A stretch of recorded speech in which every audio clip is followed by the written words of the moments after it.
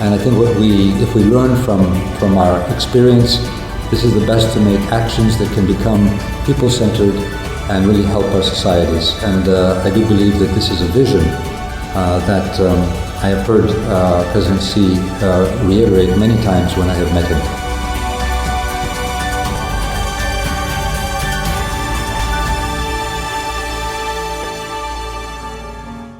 George Papandreou, who served as Greek Prime Minister from 2009 to 2011, has met Chinese President Xi Jinping for many times. Papandreou told reporters that what impressed him most is the Chinese government's governing philosophy, repeatedly stressed by Xi, putting people first. I've met President Xi a number of times in different contexts, often with other leaders from the world.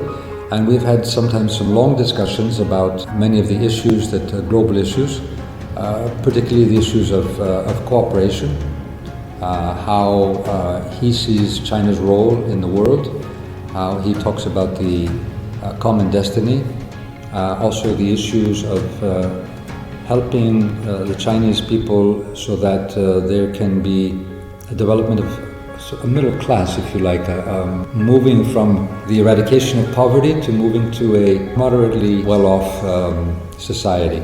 And of course, some of the big global issues, such as the issue of climate change, which is now high on the agenda for China, which is very important as one of the biggest economies in the world.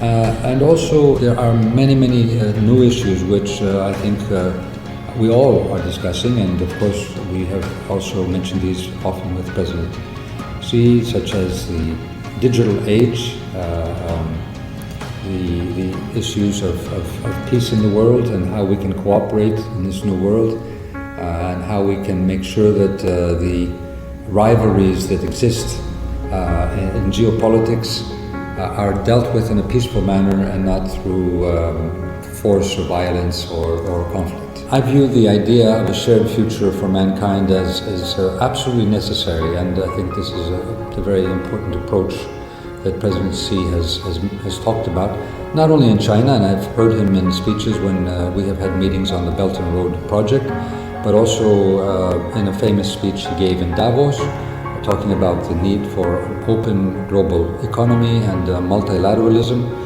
at a time when many countries were retreating into their own borders and fearing this openness. If we look at what we have today, the pandemic, for example, it is obvious that we cannot deal with these global challenges without working together. This is just one of the many examples. Climate change is another. The refugee issue is another. We need to therefore strengthen multilateralism, which basically means we work together on the basis of some common principles. And these common principles, of course, are laid out by the United Nations, by United Nations bodies, and they can be, as for example, respecting each other's sovereignty, respecting the peaceful resolution of conflicts or differences, but also deepening cooperation in many areas which are important for the prosperity of our peoples and the prosperity of the planet.